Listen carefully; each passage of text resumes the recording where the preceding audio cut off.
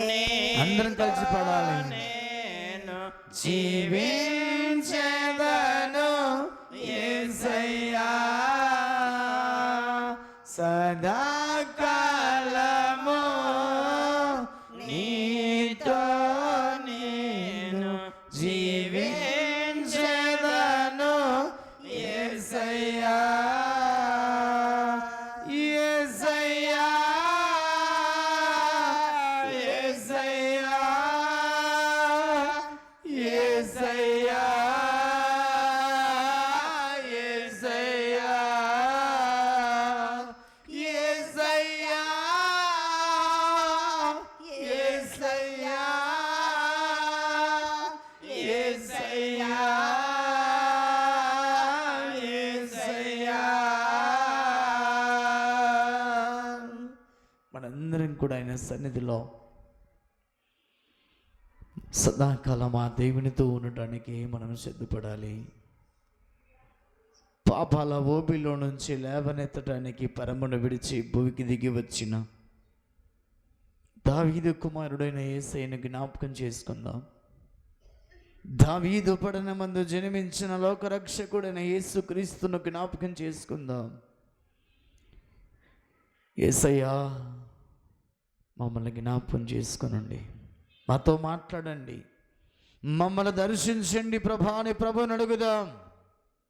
ప్రభువే మన జీవితాలకు ఆధారమైన వాడు, మన దర్శించబోతున్నాడు ఆయన.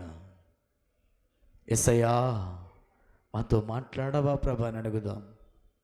ఆయన మాట్లాడితే జీవం ఉంటుంది, ఆయన మాట్లాడితే స్వస్థత ఉంటుంది, ఆయన మాట్లాడితే రక్షణ భాగ్యము కలుగుతున్నది. యేసయ్యా మాతో మాట్లాడు ప్రభా అని అడుగుదాం. దేవుడు మాట్లాడుతూ ప్రతి మనుషుని జీవితాన్ని మారుస్తున్నాడు. దేవుని స్వరాన్ని వినే మనుషుడు ధన్యుడు, ధన్య జీవితాన్ని కొనసాగించుకుంటున్నాడు. ఆయన స్వరాన్ని వినటానికి సిద్ధపడదాం. మనుషుడు మరొక మనుషునితో మాట్లాడితే వినలేడు, గ్రహించలేడు. యేసయ్యా నీవే మాట్లాడు ప్రభుని అడుగుదాం. ప్రార్థన చేసుకుందాం ప్రభు సన్నిధిలో. మనమందరం ప్రార్థన చేసుకుందాం, మనమందరం ప్రార్థన చేసుకుందాం. సమయం మన వాక్యము నిమిత్తమై పాస్టర్ గారు ప్రార్థన చేస్తారు, మనందరం కూడా ఏకీభవించుదాం. జీవం గల మా దేవ, జీవాధిపతివైన తండ్రి, మీకు వందనాలు, స్తుతులు, స్తోత్రాలు నైనా. ఎంతవరకు మీరు కాచి కాపాడారు, మీకు వందనాలు నైనా. ఇక మీదట కూడా దేవా మీరే తోడు నీడై ఉండి కాచి కాపాడండి నైనా. ప్రభా ఈ యొక్క సమయాన ప్రభా నీ మాటలు బోధించబడబోతూ ఉంటుండగా నైనా, మరి నైనా వినగల చెవులను, గ్రహించగల మనస్సును మా అందరికీ దయచేయండి నాయన.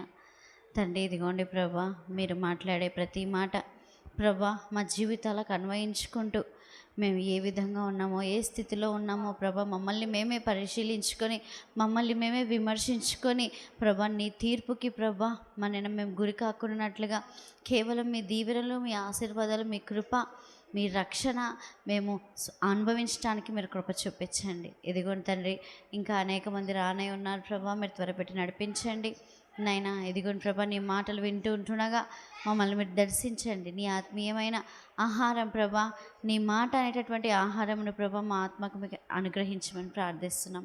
మరొక్కసారి మీరు చేసిన మేలను బట్టి మీకు వందనాలు చెల్లిస్తూ యేసుక్రీస్తు అతి శ్రేష్టమైన పరిశుద్ధమైన నామమున ఈ ప్రార్థన మీ పాదములకు సమర్పించుకుంటున్నాం తండ్రి. ఆమేన్. ఆమేన్. అందరు కూర్చుండము.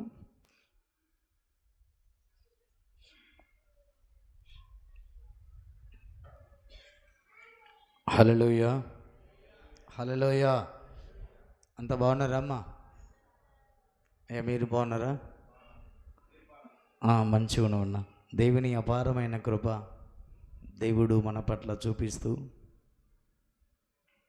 గడిచిన వారమంతా ప్రయాణాలలో, వ్యాపారాలలో, ఉద్యోగాల్లో, చేతి పనులు, కూలి పనులు దేవుడు తోడుగా ఉండి మరొక్కసారి ఆయన సన్నిధికి తోడుకొని వచ్చిన దేవునికి మహిమ, ఘనత, ప్రభావములు కలుగునుగాక.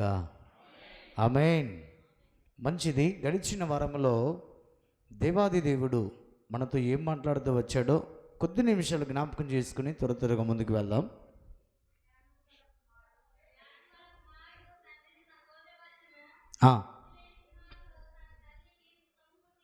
హల్లెలూయా. బుద్ధి లేని కుమారుడు తన తల్లికి దుఃఖము పుట్టించును. నిజంగా బుద్ధి లేనటువంటి కుమారుడు తన తండ్రికి తన తల్లికి దుఃఖాన్ని పుట్టిస్తున్నాడు. మరి ఎప్పుడు సంతోషంగా ఉంటారు తల్లిదండ్రులను ఎప్పుడు సంతోషపరుస్తారు అంటే, ఎప్పుడు బుద్ధి వస్తుంది అని మనం పరిశీలన చేసినట్లయితే దేవుడు చాలా స్పష్టంగా మాట్లాడుతున్న మాట, దుఃఖము కలిగేటువంటి దుఃఖములో ఉన్నటువంటి తండ్రి కానీ తల్లి కానీ కుమారుని చెయ్యి విడిచిపెట్టినప్పుడు బుద్ధి వస్తుంది అన్న భావాన్ని దేవుడు చాలా స్పష్టంగా మాట్లాడుతూ వచ్చాడు. కొన్నిసార్లు మన జీవితంలో బుద్ధి లేని వారిగా ప్రవర్తిస్తూ బుద్ధి లేని వారిగా తిరుగుతూ జీవితాన్ని చేతులారా పాడు చేసుకుంటూ ఉంటాం. అందుకే దేవుడు చెయ్యి విడిచిపెట్టినప్పుడు బుద్ధి కలుగుతుంది అన్న భావాన్ని దేవుడు చాలా స్పష్టంగా మాట్లాడుతూ ఉన్నాడు. తర్వాత మనం తెలియజేసినట్లయితే మనిషికి ఎప్పుడు బుద్ధి వస్తుంది అంటే సర్వాన్ని కోల్పోయినప్పుడు బుద్ధి వస్తుంది. సర్వము ఉన్నప్పుడు బుద్ధి లేనటువంటి వారి వలె పరమ తండ్రి అయిన దేవుణ్ణి, నిన్ను కని పెంచిన తల్లిని తండ్రిని బాధ పెడుతూ ఉంటాం. నాకేంటి అన్నీ ఉన్నాయి, సర్వము నేను సమకూర్చుకొని ఉన్నాను, నన్ను తల్లి మీద తండ్రి మీద ఆధారపడవలసిన అవసరం లేదనుకుని తల్లిని తండ్రిని బాధ పెట్టేటువంటి నామకార్థమైన భక్తుడు మారాలి అన్న భావాన్ని దేవుడు చాలా స్పష్టంగా మాట్లాడుతూ ఉన్నాడు. అందుకే సర్వాన్ని కోల్పోయినప్పుడు మనిషికి బుద్ధి కలుగుతుంది అని దేవుడు చాలా స్పష్టంగా మాట్లాడుతున్నాడు. బుద్ధి లేనంత కాలము తండ్రిని పట్టించుకోడు. తన జీవితంలో ఇష్టానుసారంగా తిరుగుతూ ఇష్టానుసారంగా జీవితాన్ని కొనసాగించుకుంటూ ఉన్నాడు. ఎప్పుడైతే బుద్ధి వచ్చిందో తల్లిని తండ్రిని సంతోషపరచాలనుకుని బుద్ధి వచ్చినప్పుడు తప్పిపోయినటువంటి వాడు తిరిగి మరలా తండ్రి యొద్దకు వచ్చును అని రాయబడింది. అందుకే ప్రియమైన దేవుని సంగమా, మన జీవితంలో బుద్ధి కలగటానికి దేవుడు ఎన్నో విధాలుగా మనవుని గద్దిస్తున్నాడు, హెచ్చరిక చేస్తున్నాడు, సరి చేస్తూ ఉన్నాడు. ఇంకా మన జీవితాల్లో బుద్ధి లేని వారి వలె పరమ తండ్రి అయిన దేవుని దుఃఖపరుస్తున్నట్లయితే ఈ మధ్యాహ్నం ఆయన సన్నిధికి తిరిగి వచ్చుదుముగాక. ఆమేన్. ఈ సమయమున మరొకసారి నేటి దినమునకై ఏర్పాటు చేయబడిన లేఖన భాగాన్ని మరొకసారి చదువుకుందాం. ఇర్మీయా గ్రంథం 6వ అధ్యాయం, ఇర్మీయా గ్రంథం 6వ అధ్యాయం 16వ వచనం మాత్రమే చదవండి. యెహోవా ఇలాగు సెలవిచ్చుచున్నాడు, మార్గములలో నిలిచి చూడుడి, పురాతన మార్గములను గూర్చి విచారించుడి,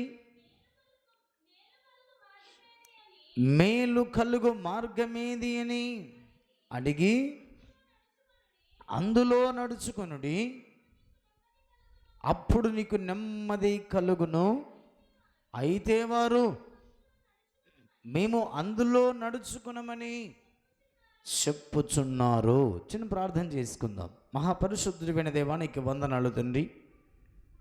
ఈ పరిశుద్ధ దినమున తండ్రి నీ సన్నిధికి వచ్చిన మా అందరితో చదువబడిన లేఖన భాగాన్ని ఆధారం చేసుకుని ప్రభా మాతో మాట్లాడమని ప్రార్థిస్తున్నాం. వినగలిగే చెవులు, గ్రహించగలిగే మనసు మాకు ప్రసాదింప చేయమని ముందున్న వాక్య పరిచర్య అందరినీ మీ చేతులకు అప్పగించుకుంటూ యేసుక్రీస్తు దివ్యమైన నామమున ప్రార్థించి వేడుకొనుచున్నాను మా తండ్రి. ఆమేన్. మంచిది, అందరు కూర్చుండమ్మా. ఈ ఇర్మీయా గ్రంథం 6వ అధ్యాయము 16వ వచన భాగంలో దేవుడు చాలా స్పష్టంగా మాట్లాడుతూ ఉన్నాడు. ఒక విశ్వాసి లేదా ఒక క్రైస్తవుడు లేదా ఒక భక్తిపరుడు ఎలాంటి మార్గంలో నడవాలో, ఎలాంటి మార్గంలో నడవకూడదో దేవుడు చాలా స్పష్టంగా మాట్లాడుతున్నాడు. నువ్వెలాంటి మార్గంలో నడిస్తే నీకు క్షేమమో, ఎలాంటి మార్గంలో నడిస్తే నీకు నెమ్మదో, ఎలాంటి మార్గంలో నువ్వు ప్రయాణం చేస్తే మన జీవితాలకు దేవుడు ప్రశాంతతనిస్తున్నాడో ఈ మధ్యాహ్నం వేళ దేవుడు చాలా స్పష్టంగా మాట్లాడుతున్నాడు. కొందరి జీవితాల్లో వారు ఎన్నుకొని వారి మార్గాల్లో ప్రయాణం చేస్తూ ఎదురు దెబ్బలు తగిలి లేదా సమస్యలు ఎదుర్కొని మరలా ఈ నేను వెళ్తున్న మార్గము సరైనది కాదనుకొని తిరిగి వచ్చిన వారు కూడా ఉన్నారు. అందుకే ఈ మధ్యాహ్నం వేళ దేవుడు నీతో నాతో మాట్లాడుతున్న మాట ఏమిటంటే, నువ్వు ఎలాంటి మార్గములో ప్రయాణం చేయాలి. మొట్టమొదటిగా దేవుడు మాట్లాడుతున్న మాట చూడండి, అక్కడ రాయబడిన మాట, యెహోవా ఇలాగు సెలవిచ్చుచున్నాడు, మార్గములలో ఏం చూడాలంట, ఎక్కడ చూడాలి, నిలవాలంట, మార్గములో నిలిచి చూడండి. చూస్తే నీకేం కనపడుతుంది అక్కడ? ఈ మార్గము సరైనదా? ఈ మార్గం వెళ్తున్నది కరెక్ట్గా ఉందా? ఈ మార్గములో వెళితే నాకు నెమ్మది, సమాధానము, ఆరోగ్యము, ఆశీర్వాదం అనేది ఉందా అనేది నువ్వు తెలుసుకోగలుగుతావు. నువ్వు ఆ మార్గములో నిలిచి ఉండి చూడకుండా ప్రయాణము చేసినట్లయితే ఏదో ఒక ప్రమాదం జరగబోతుంది, ఏదో ఒక అపాయం జరగబోతుంది, ఏదో ఒక ఇబ్బంది కలుగుతుంది అన్న భావాన్ని దేవుడు అక్కడ తెలియజేస్తున్నాడు. ఇదిగో నువ్వు ప్రయాణం చేస్తున్నావు కదా, నువ్వు వెళుతున్న మార్గం ఎలాంటిదో నువ్వు కాస్త నిలిచి చూడుడి అని రాయబడింది. అందుకే ప్రియమైన దేవుని ప్రజలారా, మన మార్గంలో ప్రయాణం చేస్తున్నప్పుడు చూడకుండా ప్రయాణం చేస్తే ఎక్కడో ఒక చోట మనం పడిపోతాం. ఎందుకంటే ఎత్తు పల్లాలు ఉంటాయి దారి మార్గంలో. అందుకే దేవుడు తెలియజేస్తున్న మాట ఏమిటంటే, ఇదిగో యెహోవా ఇలాగూ సెలవిస్తున్నాడు, నువ్వు వెళుతున్నావు కదా మార్గంలో, వెళుతున్న మార్గంలో నీవు నిలిచి చూడండి. పురాతన మార్గములను గూర్చి విచారించుడి. ఏం చేయాలంట? రెండవది అక్కడ, నీవు పురాతన మార్గములను గురించి ఏం చేయాలంట? విచారించాలి. నీకు ఎదురవుతున్న వారిని చూసి, అయ్యా ఈ మార్గములో ఒకప్పుడు నేను చూశాను, ఈ మార్గము చాలా మంచిది, ఇప్పుడు ఈ మార్గం ఎలా ఉంది అని వారిని నువ్వేం చేయాలి? విచారించాలి. విచారించాలి. విచారించకుండా వెళ్ళావనుకో తిరిగి నువ్వు మళ్ళీ వెనక్కి రావాలి. ఇప్పుడు ఈ మార్గంలో వెళుతున్నప్పుడు గోరెంట్లో బోర్డు పెట్టకుండా స్ట్రైట్గా మనం కోడుమూరికి వెళ్ళామనుకోండి, ఏమవుతుంది? విచారణ చేయకుండా వెళ్ళామనుకోండి, మధ్యకి వెళ్ళిన తర్వాత రోడ్డు వేస్తున్నారు, అక్కడ మార్గం లేదు. అప్పుడు మనం ఏం చేయాలి? మళ్ళా తిరిగి వెనక్కి రావాలి. అయ్యా ఈ మార్గంలో వెళితే నేను కోడుమూరికి వెళ్తానా అని విచారణ చేసామనుకోండి, అయ్యా ఈ మార్గంలో రోడ్డు వేస్తున్నారు, వెళ్ళడానికి అవకాశం లేదు అని అంటే మనం ఎక్కడికి వెళ్తాం? చిలబండకి వెళ్ళి అటు నుంచి అటు వెళ్ళిపోతాం. అంటే దేవుని యొక్క మార్గంలో మనం ఎలా ప్రయాణం చేయాలంటే గుడ్డిగా ప్రయాణం చేయకూడదు. నువ్వు ఎలా పడితే మార్గంలో ప్రయాణం చేయకూడదు. అందుకే దేవుడిని యెహోవా ఇలాగున సెలవిస్తూ ఉన్నాడు, ఇదిగో మార్గంలో ప్రయాణం చేస్తున్నావే, నిలిచి చూడండి. నిలిచి చూస్తూ ఏం చేయాలి? పురాతన మార్గముల గురించి నీవు విచారించుము. హల్లెలూయా. విచారించి నువ్వు ప్రయాణం చెయ్యి. అప్పుడు రాయబడిన మాట చదవండి. ఏది? నువ్వు విచారించిన తర్వాత నీకు మేలుకరమైన మార్గం ఏదో, నీకు సంతోషకరమైన ప్రయాణం ఏంటో, నువ్వు వెళుతున్నటువంటి మార్గములో కీడుందో మేలుందో విచారించిన తర్వాత నీకు తెలుసుకుంటావు. అప్పుడు నీకు ఏది మేలుకరమైన మార్గమో అది తెలుసుకుని అందులో నీవు ప్రయాణించుము అని రాయబడింది. అందుకే ప్రియమైన దేవుని సంగమా, ఈ క్రైస్తవ విశ్వాస భక్తి జీవితంలో నువ్వు ప్రయాణించేటప్పుడు ఎలా ప్రయాణం చేస్తున్నావు? ఆదివారం మందిరానికి వెళితే నాకు ప్రయోజనకరమైనదా కాదా అని మార్గమును తెలుసుకోవాలి, విచారించాలి. పురాతన కాలములో దేవుని వాక్యము ఏం చెప్తుంది? ఆదివారం మందిరానికి వెళితే ఏం జరగబోతుంది? నిలిచి విచారణ చేసి నీకు ఏది మేలుకరమైన మార్గమో తెలుసుకోవాలి. అప్పుడే ప్రభు సన్నిధిలో నీవు క్షేమంగా ఉంటావన్న భావాన్ని దేవుడు అక్కడ తెలియజేస్తున్నాడు. అందులో మేలు కలుగు మార్గమేదో అని అడిగి అందులో నడుచుకునుడి, అప్పుడు మీకు నెమ్మది. అర్థమవుతుందండి వాక్యము? ఏమడగాలంట మనం? అయ్యా ఈ మార్గం గుండా నేను ప్రయాణం చేస్తే దీనికి క్షేమంగా వెళ్తానా, నాకు మేలుకరంగా ఉంటుందా? లేదండి. ఈ మార్గంలో వెళితే కాస్త గుంతలు ఉంటాయి, ప్రయాణం చేయలేవు.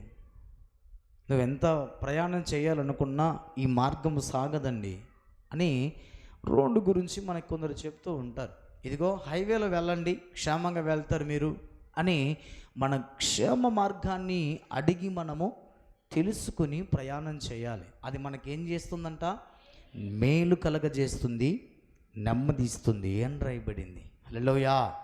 నువ్వు నెమ్మదిగా ప్రయాణం చేయగలిగిన మార్గం ఏదో విచారించి తెలుసుకొని అందులో నువ్వు ప్రయాణం చేయి. అప్పుడే నువ్వు చేరవలసిన గమ్యానికి చేరుతావు. అది నీకు నెమ్మది ఇస్తుంది అని రాయబడింది. నెమ్మదికరమైన మార్గము ఏదైనా ఉన్నదాన్ని మనం పరిశీలన చేస్తే నీకు మేలుకైన మార్గం ఏదైనా ఉందంటే యోహాను సువార్తలో దేవుడు చాలా స్పష్టంగా రాస్తున్నాడు, నేనే మార్గమును సత్యమును జీవమునై ఉన్నాను. నా ద్వారా ప్రయాణం చేసే ప్రతి మనుషుడు అబ్రహాము రొమ్మున ఆనుకొని ఉన్న లాజరు వలె నెమ్మది పొందే స్థలానికి వెళ్తాడు. హల్లెలూయా. అది మేలుకరమైన మార్గం, అది నీకు నెమ్మదిచ్చే మార్గం. అది విచారించుకుని నిలిచి తెలుసుకుని విచారించి అందులో నీవు ప్రయాణము చేయమని దేవుడు చాలా స్పష్టంగా మాట్లాడుతున్నాడు. అందుకే ప్రియమైన దేవుని సంగమ దేవుడు ఇర్మీయా ప్రవక్త ద్వారా దేవుడు తెలియజేసిన మాట ఏమిటంటే, యెహోవా ఇలాగూ సెలవిస్తున్నాడు. ఏమంటున్నాడు?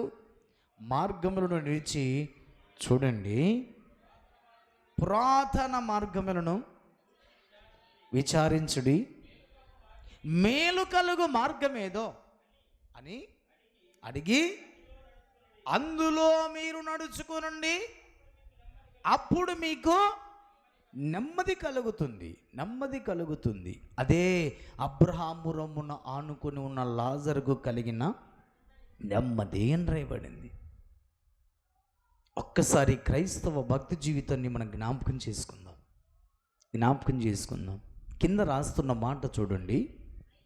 అయితే వారు మేము అందులో నడుచుకున్నామని చెప్పుచున్నారంట. ఎవరిల్లు? భక్తిహీనులండి. ఎవరిల్లు? భక్తి మార్గములో ప్రయాణము చెయ్యని వారు, బైబిల్ గ్రంథములో విచారణ చెయ్యని వారు, దేవుని పురాతనమైనటువంటి మార్గాన్ని గుర్తించని వారు, దేవుడంటే లెక్కలేనితనాన్ని కొనసాగించుకునేవారు. అందుకే వారు అంటున్నారంట, అప్పుడు మేము అందులో నడుచుకోనమంటున్నారంట.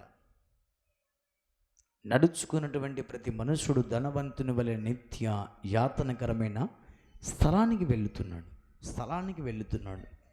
అందుకే దేవుని సంగమా దేవుడు మాట్లాడుతున్నమాట. ఎన్ని సంవత్సరాల నుంచి నువ్వు వాక్యం వింటున్నావు?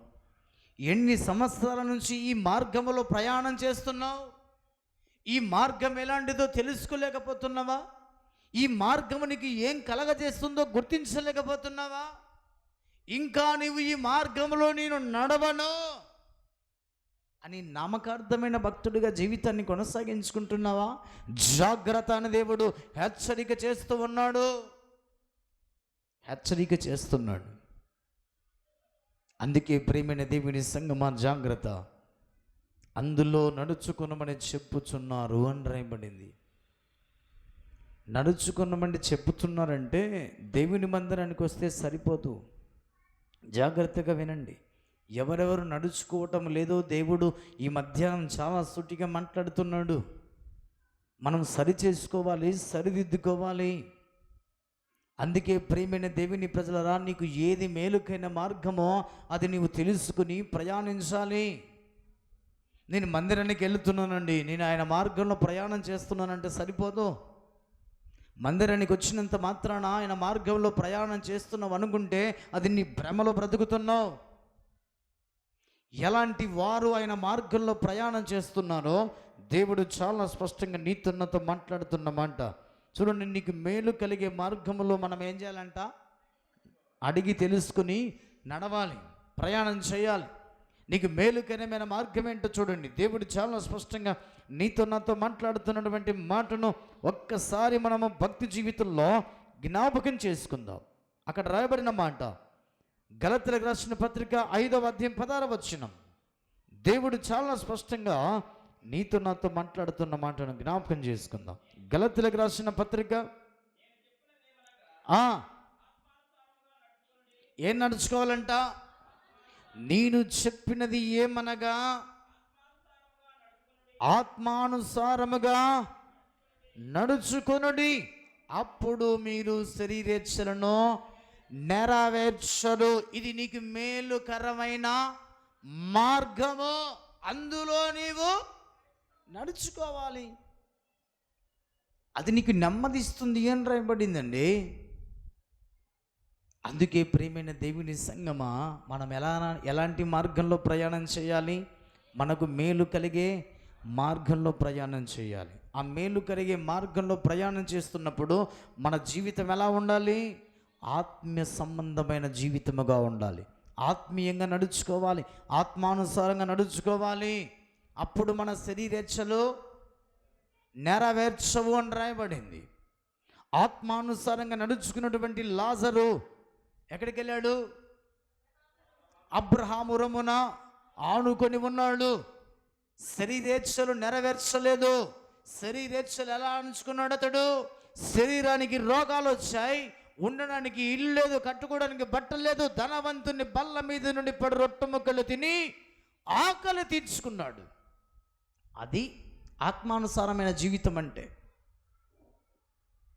వస్త్రాల కొరకు, ఆస్తుల కొరకు, ఫలాల కొరకు, ఇండ్ల కొరకు కొట్లాడి తగాదాలు పడుతూ ఆత్మీయ జీవితాన్ని ధ్వంసం చేసుకుని శరీరేచ్ఛలు నెరవేర్చుకుని నామకార్థమైన భక్తుడు మారాలి అన్న భావాన్ని దేవుడు సూటిగా మాట్లాడుతున్నాడు, ఖండితంగా హెచ్చరిక చేస్తున్నాడు. మారితే సరిపోతుంది, అద్భుతంగా నెమ్మదికరమైన స్థలానికి చేరుతామన్న ఉద్దేశాన్ని దేవుడు మాట్లాడుతున్నాడు అండి. ఏంటి నామకార్థమైన భక్తి? శరీరానుసారమైన మనుషుడు ఆత్మానుసారమైన జీవితాన్ని నెరవేర్చలేడు. అందుకే జాగ్రత్త అని దేవుడు మాట్లాడుతున్నాడు. ఎంత స్పష్టంగా దేవుడు అక్కడ తెలియజేస్తున్నా చూడండి. అపొస్తలుడైన పౌలు ద్వారా గలతీ సంఘానికి రాస్తూ ఆ మాట చదవండి కింద. శరీరము ఆత్మకును, ఆత్మ శరీరమునకు విరోధముగా అపేక్షించును, ఇవి ఒకదానికొకటి వ్యతిరేకముగా ఉన్నవి గనక మీరేమి చెయ్య నిశ్చయింతురో వాటిని చెయ్య కొందరు. మీరు ఆత్మచేత నడిపించబడిన ఎడల ధర్మశాస్త్రమునకు లోనైన వారు కారు. శరీర కార్యములు స్పష్టమైనవి, అవేమనగా జారత్వం, అపవిత్రత, కామకత్వం, విగ్రహారాధన, అభిచారము, ద్వేషములు, కలహములు, మత్సరములు, మతతములు, అల్లరితో కూడిన క్రోధములు, కక్షలు, భేదములు, విమితములు, అసూయలు, మత్తతములు, అల్లరితో కూడిన ఆటపాటలు మొదలైనవి. వీటిని గూర్చి నేను మునుపు చెప్పిన ప్రకారము ఇట్టి వాటిని చెయ్యువారు దేవుని రాజ్యమును స్వతంత్రించుకొనలేరని మీతో స్పష్టముగా చెప్పుచున్నాను. శరీరేచ్ఛలు నెరవేర్చే వారందరూ కూడా ఎలాంటి స్థితిలోనికి వెళ్తారంట? వారు దేవుని రాజ్యమునకు స్వతంత్రించుకొనరు, దేవుని రాజ్యమునకు హక్కుదారులు కారు అని రాయబడింది. అందుకే నీకు మేలుకరమైన మార్గంలో నీవు ప్రయాణం చేయి. మేలుకరమైన మార్గము ఏదైతే ఉన్నదంటే అక్కడ రాయబడిన మాట ఆత్మానుసారమైన మార్గములో ప్రయాణం చేయండి. ఆత్మానుసారమైన మార్గము చూడండి 22వ వచనం.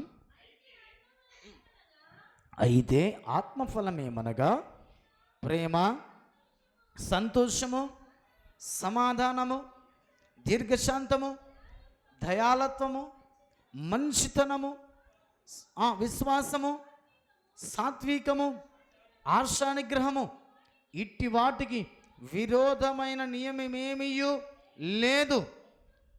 క్రీస్తు యేసు సంబంధులు శరీరమును దాని ఇచ్చలతోనూ శరీరాశలతోనూ సిలువ వేసి ఉన్నారు. అంటే సిలువ వేసి అంటే ఏంటి? శరీరేచ్ఛలన్నిటిని కూడా చంపేస్తున్నారు అని రాయబడింది. అది శరీరేచ్ఛలను మనం ఎప్పుడైతే సిలువ వేయబడతామో అప్పుడు ఆత్మానుసారంగా మనము నడుచుకోగలుగుతాం. అప్పుడు మన జీవితాలకు అది మేలుకరమైన మార్గము అని రాయబడింది. అది మన జీవితాలకు నెమ్మదినిస్తుంది అని రాయబడింది. అందుకనే ప్రియమైన దేవుని సంగమా, మనకు మేలుకరమైన మార్గము ఏదైతే ఉన్నదో అందులో మనము నిలిచి చూసి విచారించి ప్రయాణం చేయాలి, నడవాలి. అందులో మనము నడవగలిగితే అది మనకు మేలుకరముగా ఉంటుంది.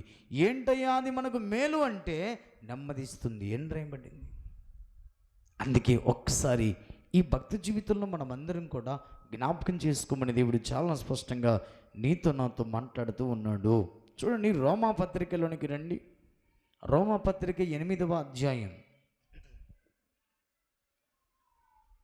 రోమాపత్రిక 8వ అధ్యాయము 5-6 వచ్చిన భాగాలు చూడండి. శరీరానుసారులు శరీర విషయం మీద మనసునందురు, ఆత్మానుసారులు ఆత్మ విషయముల మీద మనసునందురు. శరీరానుసారమైన మనసు మరణము, ఆత్మానుసారమైన మనసు జీవము సమాధానమునై ఉన్నది అని రాయబడింది. హల్లెలూయా! ఎంత స్పష్టంగా దేవుడు మాట్లాడుతున్నాడు చూడండి.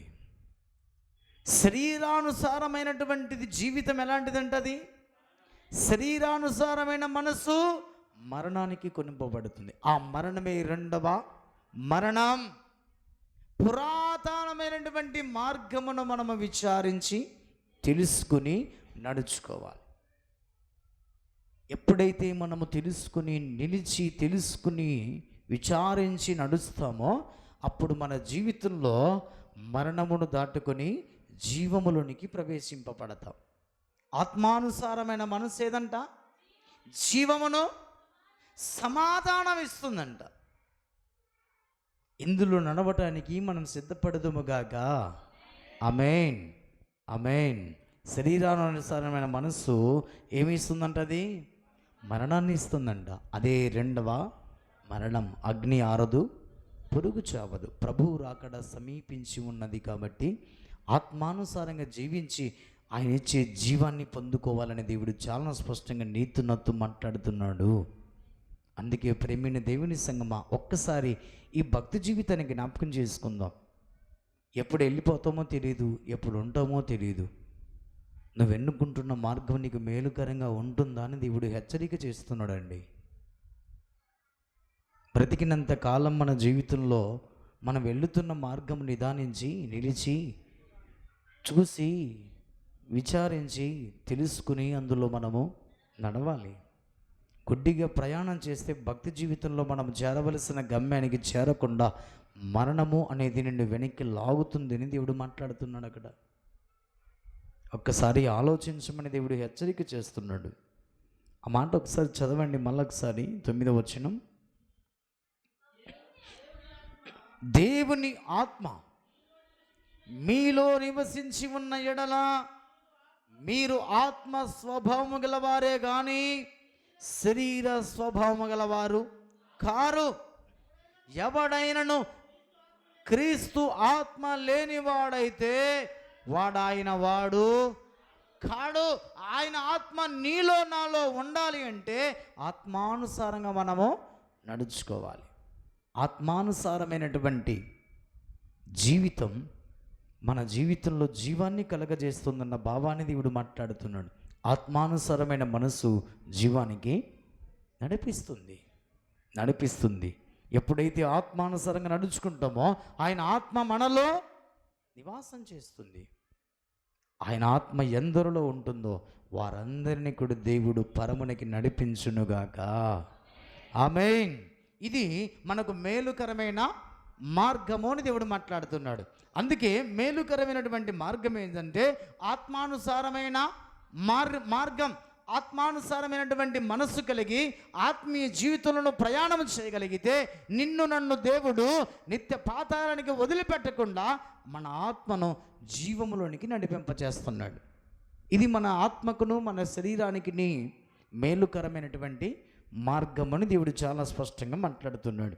రెండవది చూడండి, మన జీవితంలో మేలుకరమైనటువంటి మార్గం ఏంటో దేవుడు చాలా స్పష్టంగా మాట్లాడుతున్నాడు. యెషయా గ్రంథం 8వ అధ్యాయం, యెషయా గ్రంథం 8వ అధ్యాయం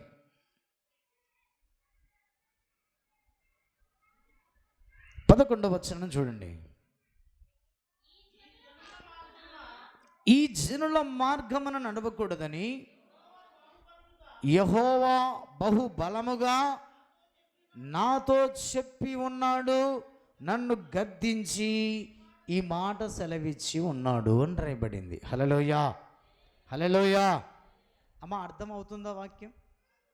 అర్థమవుతుంది అనే వాళ్ళు ఒకసారి గట్టిగా హల్లెలూయా చెప్పండి. హల్లెలూయా, హల్లెలూయా. చాలా మంచిది, మీకు అర్థమవుతే చాలు, అంతే.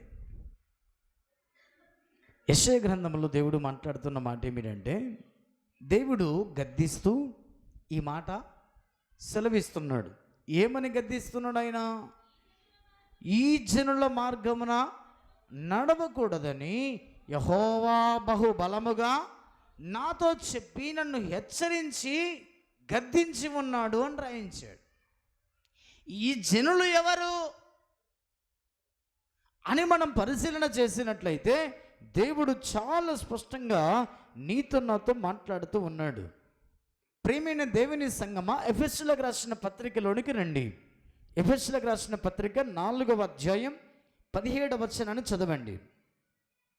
ఎఫెసీయులకు రాసిన పత్రిక 4వ అధ్యాయము ఏమంట? అన్యజనులు, కాబట్టి అన్యజనులు నడుచుకున్నట్లు.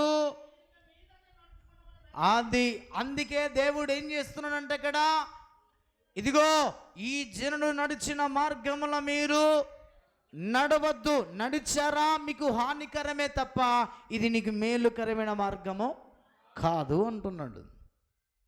ఎవరయ్యా జనులు అంటే అన్యజనులు అని రాయబడింది. అన్యులంటే ఎవరు? దేవుని ఎరగనటువంటి ప్రజలే అన్యులు. కుల మత భేదము లేదు, ఈ కులం ఆ కులమని లేదు. యెహోవాను ఎవరైతే ఎరగరో వారిని దేవుడు చెలవిస్తున్నమాట అన్యజనులు అని రాయించాడు. అందుకనే ప్రేమైన దేవుని సంగమా, దేవుడు ఈ మధ్యాహ్నం వేళ నీతో నాతో మాట్లాడుతున్నటువంటి మాట ఏమిటంటే, ఎవరైతే దేవుని ఎరగరో, ఎవరైతే నిజ దేవుడైనటువంటి యేసయ్య మార్గంలో నడవరో వారే అన్య జనులు. వీళ్ళు ఏం చేస్తారంటే, దేవుని యొక్క వాక్యం తెలియజేస్తున్నమాట, ఏది పడితే అది అనుసరిస్తారు, ఏ మార్గంలో పడితే ఆ మార్గంలో ప్రయాణం చేస్తారు. దేవుడు చాలా స్పష్టంగా నీతో నాతో మాట్లాడుతూ వచ్చాడు. లేవి కాండంలోనికి రండి. లేవి కాండం, సమయం లేదు కాబట్టి త్వరగా వెళ్తున్నా. లేవియ కాండం 20వ అధ్యాయం 23వ వచనం నుంచి చదవండి. నేను మీ ఎదుట నుండి వెళ్ళగొట్టుచున్న జనముల ఆచారములను బట్టి నడుచుకొనకూడదు, వారి అట్టి క్రియలన్నీ చేసిరి గనక నేను వారి యందు అసహ్యపడితిని అని రాయించాడు. ఆ జనులు ఏం చేస్తున్నారంట? వాళ్ళు ఆచారములను బట్టి నడుచుకుంటున్నారంట. అందుకే అన్య జనుల ఆచారములు మీరు అనుసరించొద్దుంటున్నాడు దేవుడు. అన్ని జనులు నడిచిన మార్గములో మీరు నడవద్దు అంటున్నాడు. ఎందుకయ్యా వారి మార్గములో నడవద్దు అని మనం పరిశీలన చేస్తే దేవుడు చాలా స్పష్టంగా మాట్లాడుతున్నమాట. వారు ఆచారములను బట్టి నడుచుకొనుచున్నారు, ఆచారాలను బట్టి వారు నడుచుకొనుచున్నారు. దేవుడు ఎందుకో పదే పదే మాట్లాడుతున్నమాట. మన జీవితంలో మనము ఆచారాలను బట్టి నడుచుకుంటూ ఉన్నామంటే మనం అది మేలుకరమైన మార్గం, అది మనకు కాదు అని దేవుడు మాట్లాడుతున్నాడు. నీ జీవితంలో పురాతన కాలము నుంచి పురాతనమైనటువంటి మార్గమును మనం విచారించి తెలుసుకోవాలి. మనం తెలుసుకుని ఎప్పుడైతే మనకు మేలుకరమైన మార్గం ఏదైతే ఉన్నదో అందులో నీవు నడుచుకోమని దేవుడు మాట్లాడుతున్నాడు. అందుకే ప్రియమైన దేవుని ప్రజలారా, ఆ జనులు నడిచిన మార్గంలో మీరు నడవద్దు. ఎందుకయ్యా ఆ జనులు నడిచిన మార్గంలో నడవద్దు అంటున్నామంటే, వారు ఆచారాలను బట్టి వారు నడుచుతున్నారు. ఎవరైనా ఉన్నారు ఇక్కడ ఆచారాలను బట్టి నడిచేవారు? ప్రియమైన దేవుని సంగమా, అది ఎంత ప్రమాదకరమైనదో, అది మనకు మేలుకరమైనది కాదు అని దేవుడు మాట్లాడుతున్నాడు, హెచ్చరిక చేస్తున్నాడు. ఆచారాలను బట్టి నడుచుకునేవారు మారాలి. చాలాసార్లు చెప్తూ వచ్చాడు దేవుడు ఈ మాట. ఎప్పుడైనా ఇల్లు కట్టుకోవాలనుకోండి, మళ్ళీసారి దేవుడు మాట్లాడుతున్నాడు. ఇల్లు కట్టుకోవాలనుకోండి, పాస్టర్ గారిని పిలిపించుకుని ప్రార్థన చేస్తారు. ప్రార్థన చేసి పాస్టర్ గారు గోడ దాటి వెళ్ళిపోగానే మనం ఏం చేస్తాం చెప్పండి? ఆచారాలండి. అదే మరి అన్యులు ఆచరించే ఆచారం, దాన్ని నువ్వు అనుసరిస్తున్నట్లయితే అది నీకు మేలుకరమైన మార్గమో కాదు అని దేవుడు మాట్లాడుతున్నాడు. ఇప్పటికైనా మన జీవితాల్లో మేలుకోవాలి. అది ఆత్మానుసారమైన మనస్సు కానే కాదు, శరీరానుసారమైన మనస్సు దేవునికి దుఃఖాన్ని పుట్టిస్తుంది అని దేవుడు మాట్లాడుతున్నాడు. అందుకే ప్రియమైన దేవుని సంగమా, దేవుడు హెచ్చరిక చేస్తున్నమాట, వారు ఆచారాలను బట్టి వారు నడుచుకుంటున్నారయ్యా. ఆచారాలను బట్టి వారి జీవితాలు కొనసాగించుకుంటున్నారు. అందుకే ఏమంటున్న దేవుడు అక్కడ, వారు నడిచిన మార్గంలో మీరు నడవద్దు, అది నీకు మేలుకరము. నడవకుండా జీవితాన్ని కొనసాగించుకుంటే నువ్వు మేలు పొందుకుంటావు. వారి మార్గంలో నువ్వు నడిస్తే అది మరణానికి దారి తీస్తుంది అని అన్నాడు. పాస్టర్ గారు గోడ దాటి వెళ్ళిపోగానే మనం చేసే ఆచారాలన్నీ కూడా దేవుడు చూస్తాడా? పాస్టర్ గారు చూడకపోవచ్చు. పాస్టర్ గారు చూసినా ఏమంటాడు చెప్పండి? ఏమన్నా అంటే ఏం చేస్తారు చెప్పండి? నువ్వు ఇలా అంటే పనికిరాదండి, మా సంఘంలో పనికిరాదు, మేమేం చేసినా చూస్తూ నువ్వు ఊరుకుండాలా. నువ్వేమైనా మాట్లాడావు అనుకో, ఇంకా నువ్వు 3 సంవత్సరాలు కాదు కదా, 3 నెలలు కూడా పని చేయలేవు. ట్రాన్స్ఫర్ అయ్యి వెళ్ళిపోవాలి, లేదా ఇంటికనే వెళ్ళిపోవాలి. ప్రేమైన దేవుని సంగమా, దేవుడు మాట్లాడుతున్న మాట, దేవుని మాటలు అవునంటే అవును, అలాగనే ఉంటాయి. ఆయన సన్నిధిలో మన జీవితాలు అద్భుతంగా కట్టబడాలంటే నీకు మేలుకరమైన మార్గం ఏదో నువ్వు నిలిచి చూడాలి, చూసి విచారించి నువ్వు అందులో నడవాలి. గుడ్డిగా ప్రయాణం చేస్తే మన జీవిత యాత్రలు నిత్య నరకానికి తప్ప, పాతాళానికి తప్ప పరమునకు నడిపించబడవన్న భావాన్ని దేవుడు మాట్లాడుతున్నాడు. విచారించకుండా ఏమవుతుందిలే ఆచారాలు చేద్దాం, ఏమవుతుందిలే పాస్టర్ గారు ఎప్పుడు చెప్తూనే ఉంటారు ఆయనకి. ఇల్లు కట్టుకుంటావు, శుభ్రంగా కట్టుకుంటావు, నువ్వు అనుకునే సమయానికి ఇల్లు కట్టుకుంటావు, గృహప్రవేశం చేస్తావు, సంతోషంగా ఇంట్లోకి పోతావు. అందులోనికి వెళ్ళిన తర్వాత నీకేముండదు? సంతోషం ఉండదు, నెమ్మది ఉండదు. సాతాను యొక్క క్రియలే ఇంట్లో ఉంటాయి. భార్యనేమో మందిరానికి వస్తుంది, భర్తనేమో ఆచారాలు పాటిస్తాడు. ఎక్కడ నెమ్మది? ఆచారాలు పాటించేవాడు ఇల్లు చక్కగా కట్టుకున్నాడంటే ఇంట్లో చూడు సమాధానం ఉండదు, నెమ్మది ఉండదు, ఎప్పుడు ఏడుపే. అందుకే ప్రియమైన దేవుని ప్రజలారా, అన్యజనులు నడిచిన మార్గంలో మీరు నడవద్దు, అది నీకు మంచిది కాదని దేవుడు మాట్లాడుతున్నాడు. ఒక్కసారి జ్ఞాపకం చేసుకుందాం మధ్యాహ్నం వేళ. ఆ మాట చూడండి, దేవుడు చాలా స్పష్టంగా నీతితో మాట్లాడుతున్న మాట. 24వ వచనం చదవండి. నేను మీతో చెప్పిన మాట ఇదే, మీరు వారి భూమిని స్వాస్థ్యముగా పొందుదురు, అది అనగా పాలు తేనెలు ప్రవహించు ఆ దేశము నీకు స్వాస్థ్యముగా ఉండినట్లు దాన్ని మీకు ఇచ్చేదను. జనములలో నుండి మిమ్మల్ని వేరుపరిచి మీ దేవుడు నేను యెహోవాను. ఏం చేశాడంట దేవుడు? జనములలో నుండి, ప్రజలలో నుంచి, అన్య జనులలో నుంచి దేవుడు నిన్ను ఏం చేశాడంట? పాలు తేనెలు ప్రవహించే దేశానికి వెళ్ళటానికి మిమ్మల్ని వేరుపరిచి ఉన్నాడు. మరి మీరు ఎందుకు వేరుపరిచినప్పటికీ కూడా ఆచారాలు ఎందుకు? ఆచారాలు అనుసరిస్తూ వారి మార్గంలోనే ప్రయాణం చేస్తున్నారు. ఎందుకు? తప్పు కాదా? గౌండ ఒక అన్యుడండి. జాగ్రత్తగా వినండి. ఇల్లు కట్టేవాడు ఒక అన్యుడు. అన్యుల ఆచారాలు పాటించమని ఒక గౌండ చెప్తాడు. ఆ మనిషి చెప్పే మాట వింటే నువ్వేమవుతున్నావు? ఆచారాలు అనుసరించే అన్యుని యొక్క స్వభావాన్ని, మనసును అనుసరించడం లేదా? మరి ఎందుకు ఇలాంటి నామకార్థమైన భక్తి? మనుష్యుడు దేవుడు మాట్లాడుతున్నప్పుడు మనుష్యుడు వినాలి, గ్రహించాలి. ఒక అద్భుతమైన జీవితాన్ని కట్టుకోవాలండి. అయ్యో మీ పాస్టర్లలో ఇలాగని చెప్తారండి. టెంకాయ కొట్టండి, పలారం పంచండి, మీ కుటుంబానికి నెమ్మదండి, సమాధానం అండి. ఒక అన్యుడు చెప్పే మాట వింటున్నారు, కానీ ఈ మార్గాన్ని నిలిచి చూసి విచారించి నీకు మేలుకరమైన మార్గం ఏదో ప్రయాణం చేయాలని తెలియదా? ఆ మాత్రం కూడా తెలుసుకోకపోతే నువ్వు ఏ భక్తి చేస్తున్నావయ్యా? ఏ భక్తి మార్గంలో ప్రయాణం చేస్తున్నావమ్మా? జాగ్రత్త అని దేవుడు హెచ్చరిక చేస్తున్నాడు. అందుకే ఒక్కసారి భక్తి జీవితంలో జ్ఞాపకం చేసుకుందాం.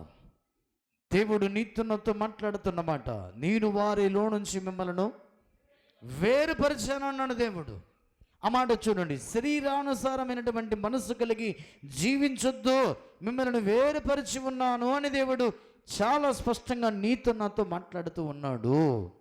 అందుకే చూడండి, దేవుని యొక్క వాక్యం తెలియజేస్తున్న రీతిగా దేవుడు సెలవిస్తున్నాడు. సమయం లేదు, త్వరగా ఆదికాండంలోనికి రండి. 35వ అధ్యాయం. 35వ అధ్యాయం. ఆత్మానుసారమైనటువంటి మనస్సు కలిగి దేవుడు మనల్ని పిలుస్తున్నాడు. ఆ మాట చదవండి. 35వ అధ్యాయం ఆదికాండం 1వ వచనం చదవండి. దేవుడు యాకోబుతో, నీవు లేచి బేతేలునకు వెళ్ళి అక్కడ నివసించి నీ సహోదరుడిన ఏశావు ఎదుట నుండి నీవు పారిపోయినప్పుడు నీకు కనబడిన దేవునికి అక్కడ బలిపీఠము కట్టుమని చెప్పగా, యాకోబు తన ఇంటి వారితోనూ తన యొద్దనున్న వారందరితోనూ మీ యొద్ద నుండి అన్య దేవతలను పారవేసి మిమ్మును మీరు శుచిపరుచుకొని మీ వస్త్రములను మార్చుకొనుడి అని రాయబడింది. యాకోబుతో దేవుడు మాట్లాడుతున్నాడు. యాకోబు, నీ అన్నయ్యన ఏశావు యుద్ధ నుంచి నువ్వు పారిపోయేటప్పుడు వచ్చావే, పారిపోయి వస్తున్నప్పుడు బెతేలులో నీ దేవుడిని యెహోవా నీకు కనపడి మాట్లాడుతూ వచ్చాడే, ఆ స్థలానికి వెళ్ళాలి. నీవు ఎక్కడికి వెళ్ళాలి? బేతేలుకు వెళ్ళాలి. బేతేలుకు వెళ్ళిన తర్వాత నీకు దేవుడిని యెహోవా కనపడిన స్థలములో నీవు యెహోవాకు నువ్వేం చేయాలి? బలిపీఠము కట్టాలి. బలిపీఠము కట్టమని చెప్పినప్పుడు యాకోబు లేచి పిల్లల్ని పిలిచాడు. రేయ్, భార్యని పిలిచాడు. అమ్మాయి, ఇదిగో మనం బేతేలుకి వెళ్ళాలి. దేవుడు నాతో మాట్లాడుతూ వచ్చాడు. మనం బేతేలుకి వెళ్ళి అక్కడ దేవుడిని యెహోవాకు మనము బలిపీఠము కట్టాలి అని దేవుడు మాటలన్నీ కూడా తనతో ఉన్న ప్రజలతోనూ తన పిల్లలతోనూ తన భార్యతోనూ చెప్పారు. చెప్తే ప్రయాణమై వెళ్ళటానికి సిద్ధపడుతున్నారు. వెళుతున్నప్పుడు ఏమన్నాడు యాకోబు అక్కడ? మీరందరూ కూడా శుచిపరుచుకోవాలి, శుద్ధిపరుచుకోవాలి, మీ వస్త్రాలు తీసేయాలి. మీకున్నటువంటి పాపం అనే మాలిన్యముతో అంటుకున్న వస్త్రాలు ఉన్నాయే, శరీర సంబంధమైనటువంటి మనసు ఉందే, అది తీసేసుకోవాలి, తొలగించి వేసుకోవాలి. శరీర సంబంధమైన మనసు దేవుని చిత్తాన్ని నెరవేర్చలేదు, దాన్ని తీసేసుకోమని దేవుడు మాట్లాడుతున్నాడు.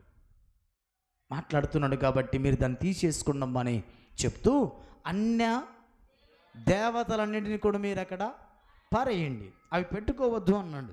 సరే అని చెప్పి ప్రయాణం చేస్తున్నారు. అందరూ ప్రయాణమై వెళుతున్నారు. జాగ్రత్తగా వినండి. ప్రయాణమై వెళుతున్నప్పుడు అందరూ కూడా తీసేసుకున్నారు. అందరూ కూడా వాటిని వదిలిపెట్టుకున్నారు. శరీర సామాన్య మనస్సు తీసేసుకొని ప్రయాణం చేస్తూ వెళ్తున్నారు. జాగ్రత్తగా వినండి. ఎక్కడికి వెళ్తున్నారు వీళ్ళు? బేతేలుకి వెళుతున్నారు. బేతేలులో ఎవరున్నారు? అక్కడ దేవుడైన యెహోవా కనపడి యాకోబుతో మాట్లాడిన దేవుడు అక్కడ ఉన్నాడు. దేవుడు చెప్పాడు, యాకోబ్, బేతేలుకి వెళ్ళిన తర్వాత నా కొరకు ఒక బలిపీఠం కట్టాలి అక్కడ అన్నాడు. బలిపీఠం కట్టడానికి బయలుదేరుతున్నప్పుడు జాగ్రత్తగా మనం అందరం కూడా పరిశీలన చేద్దాం. వెళుతున్నటువంటి మనుషులతో దేవుడు చాలా స్పష్టంగా నీతో నాతో మాట్లాడుతున్న మాటను ఒకసారి జ్ఞాపకం చేసుకుందాం.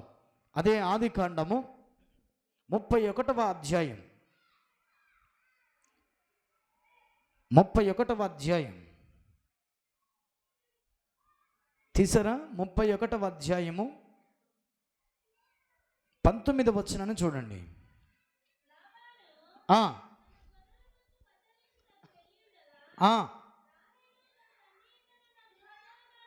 రాహేలు తన తండ్రి ఇంటనున్న గృహదేవతలను దొంగిలెను. ఆ తర్వాత చూడండి, అక్కడ రాయబడిన మాట అదే 34వ వచనం చూడండి. రాహేలు ఆ విగ్రహములను తీసుకుని వంటె సామాగ్రిలో పెట్టి వాటి మీద కూర్చుండెను. కాగా లాబాను ఆ గుడారమందంతటను తడివి చూసినప్పటికీ అవి దొరకలేదు. ఆమె తన తండ్రితో తమ ఎదుట నేను లేవలేనందున తాము కోపపడకూడదు, నేను కడగానని చెప్పాను. అతడెంత వెతికినను ఆ విగ్రహము దొరకలేదు. ఎక్కడ పెట్టిందంటే మేము విగ్రహాన్ని తీసుకుని వంటే సామాగ్రిలో పెట్టేసుకుని దాని మీద ఏం చేసిందంటే కూర్చుందంట. మహాగణురాలు కూర్చుని ప్రయాణం చేస్తుంది. కొందరు జీవితాల్లో భక్తి చేస్తారు కానీ విగ్రహారాధన మానడం, విగ్రహారాధన తొలగించి వేయటం అనేది కొందరు జీవితంలో చేత కాదు. దేవుని మందిరానికి వచ్చేది వస్తారు, చేసేది చేస్తారు. నువ్వు ఏ మార్గంలో నడిస్తే నీకు మేలుకరంగా ఉంటుందో అది నిలిచి తెలుసుకుని విచారించి ప్రయాణం చేయండి. యాకోబుతో దేవుడు చెప్పాడండి, యాకోబు ప్రతి మనుషుడు శుద్ధి చేసుకోవాలి, విగ్రహాలు పాడేయాలి. మీరందరూ కూడా బేతేలుకు ప్రయాణమే వెళితే అక్కడ నా దేవుడిని యెహోవాకు బలిపీఠం నువ్వు కట్టాలని చెప్పాడు దేవుడు. ప్రయాణమే వెళుతున్నప్పుడు రాహేలు ఏం చేయాలి? విగ్రహాలు పాడేయవలసింది పోయి తండ్రి యొద్ద నుంచి ఏం చేసిందంట? ఆమె దాచిపెట్టిందంట. దాచిపెట్టి ప్రయాణం చేస్తుంది. ముగించబోతున్నా. దాచిపెట్టి తన జీవితంలో ప్రయాణం చేస్తుంది. ప్రయాణము చేస్తున్నప్పుడు దేవుని యొక్క వాక్యం తెలియజేస్తున్న రీతిగా బేతేలుకి వెళ్ళాలి కదా. బేతేలుకి వెళ్ళకుండా ఇవి జీవితం ఏమైందో చదవనమాట. అదే ఆదికాండం 35వ అధ్యాయం 19వ వచనం.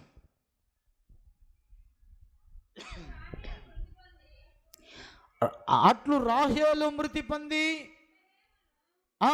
బెత్లెహేమును ఎఫ్రాత మార్గమున పాతి పెట్టబడెను అని రాయబడింది. ఎక్కడికి వెళ్ళాలి? బేతేలుకి వెళ్ళాలి. కానీ బేతేలుకి వెళ్ళకుండా ఈమె మార్గంలోనే ఏమైంది? చనిపోయింది. యాకోబు పిల్లలు తన జీవితంలో ఎక్కడికి వెళ్ళారు? బేతేలుకి వెళ్ళారు. ఎందుకు? ఆ మాట చదవండి. అక్కడ రాయబడిన మాట 4వ వచనం. వారు తమ యొద్దనున్న అన్ని దేవతలన్నిటినీ తమ చెవులనున్న పోగులను యాకోబునకు అప్పగింపగా యాకోబు షెకెము దగ్గరనున్న మస్తకి వృక్షము కింద వాటిని దాచిపెట్టాడు, పతనం చేశాడు, వదిలిపెట్టాడు, దూరం చేసుకున్నాడు. ఆ జనుల ఆచారములు ఆచరిస్తే ఇది నాకు సరైన మార్గము కాదు, మేలైన మార్గము కాదనుకొని దాన్ని ఏం చేశాడంట? పాతి పెట్టాడు. ప్రేమైన దేవుని సంగమా, దేవుడు మాట్లాడుతున్నమాట. ఆ జనుల ఆచారములు మీరు ఆచరించవద్దు, ఆ జనులు నడిచిన మార్గములో మీరు నడవద్దు, అది నీకు మేలుకరమైనది కాదు అని దేవుడు మాట్లాడుతున్నాడు. బేతేలుకు వెళ్ళవలసినటువంటి రాహేలు దారి మధ్యలోనే తన జీవితాన్ని ముగించుకుంది. ఏం రాయబడింది? చేరవలసిన పరలోక పట్టణానికి చేరకుండా మధ్యలోనే నువ్వు ఆగిపోతే, మధ్యలోనే పడిపోతే మన జీవితము ధనవంతుని వల్ల అగ్ని జ్వాలలలో యాతన పడక తప్పదు అన్న భావాన్ని దేవుడు మాట్లాడుతున్నాడు. జాగ్రత్త అని దేవుడు హెచ్చరిక చేస్తున్నాడు. అందుకే చాలామంది ప్రజలు ఏం చేస్తున్నారంటే అన్నిల ఆచారాలు ఆచరిస్తూ వారి జీవితాలు ఎలా ఉన్నాయంట. ఇప్పుడు రండి, ఇర్మీయా గ్రంథం 6వ అధ్యాయం 16వ వచనాన్ని మరొకసారి చదవండి అన్నమాట. చివరి భాగంలో రాయబడిన మాట చూడండి. ఇర్మీయా గ్రంథం 6వ అధ్యాయము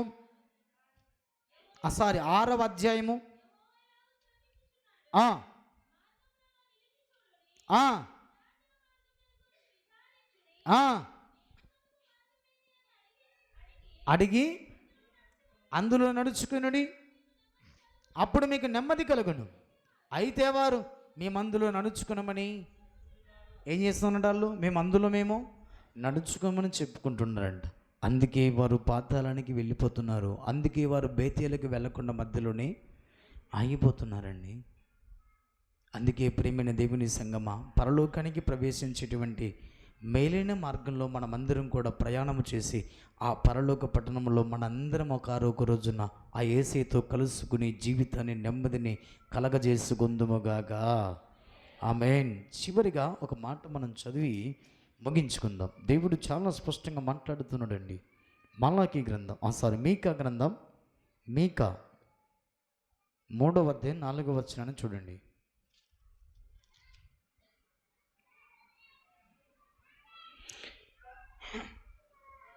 3:4 వారు దుర్మార్గత ననుసరించి నడుచుకుని వారు కనుక వారు యెహోవాకు మొరపెట్టినను ఆయన వారి మనవి అంగీకరింపక ఆ కాలమందు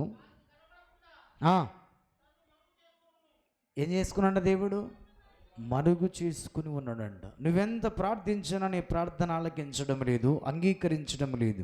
అందుకే అక్కడ రాయబడిన మాట, దుర్మార్గతను అనుసరించి నడుకొనుచున్నారు కనుక వారు ఎంత ప్రార్థన చేసినా దేవుడు వారి మొరను ఆలకించక దేవుడిని యెహోవా వారికి కనపడకుండా మరుగు చేసుకును. కీర్తనలు మొదటి కీర్తన 6వ వచనాన్ని చూడండి.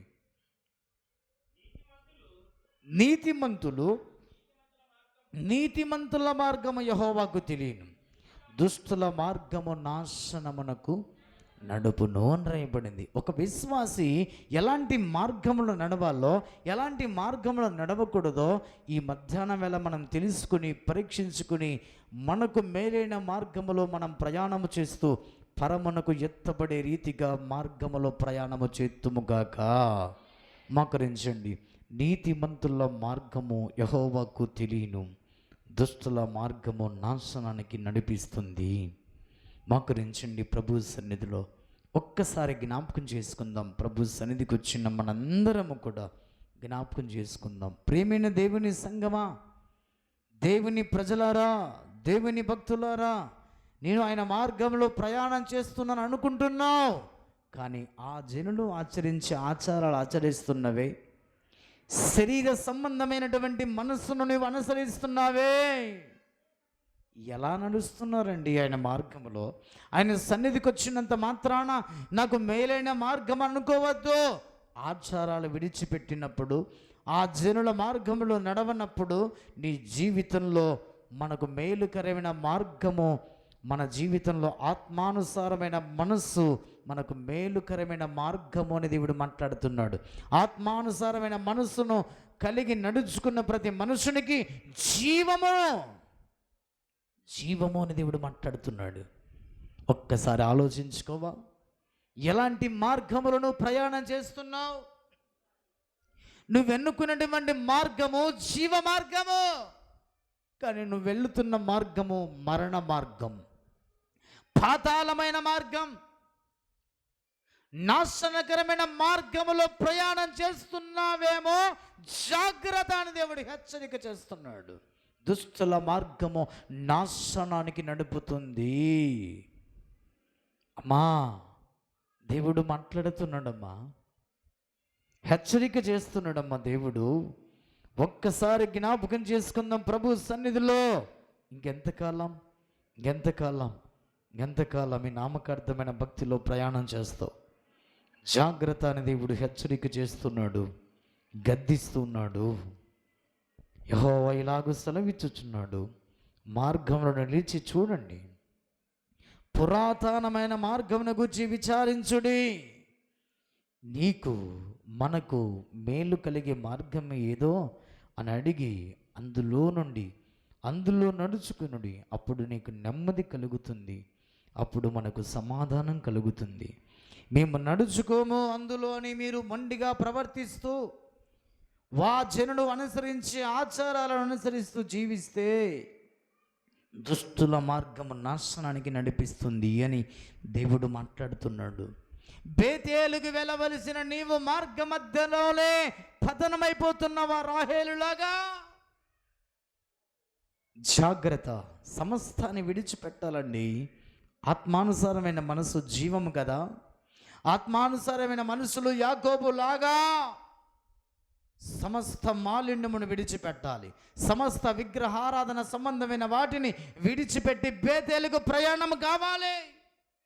అప్పుడే బేతేలుకు చేరుతావు. లేదు నేను వాటిని అనుసరించను అనుకుంటే రాహేలులాగా మధ్యలోనే ఆగిపోతావని దేవుడు మాట్లాడుతున్నాడు.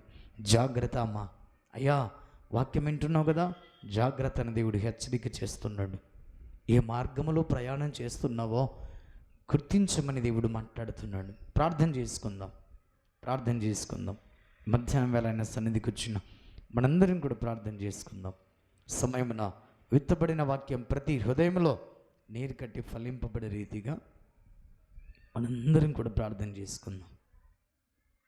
సంఘ పెద్ద చిన్ననాథలను ప్రార్థన చేస్తారు. విత్తబడిన వాక్యం ప్రతి హృదయంలో నీరు కట్టి ఫలింపబడే రీతిగా మనందరం కూడా ఏకీభవించుదాం. ప్రార్థన చేసుకుందాం. దయగలిగిన దేవ, కృపాసత్య సంపూర్ణుడా, పరిశుద్ధుడా, మహోన్నతుడా, నీ పరిశుద్ధమైన పాదములకు స్తుతులు, స్తోత్రములు, వందనాలు చెల్లించుకుంటున్నాం నైనా. అవునైనా ఈ పరిశుద్ధ దినం తండ్రి, నీ పరిశుద్ధ మందిరంలో చేరిన ప్రతి ఒక్క బిడ్డని ఆశీర్వదించము, దీవించమని నీ ప్రార్థిస్తున్నాం తండ్రి. అవునైనా ఇంతవరకు తండ్రి నీ దాసుని నిలబెట్టుకొని వర్తమానం అందించినట్టు ప్రతి బిడ్డ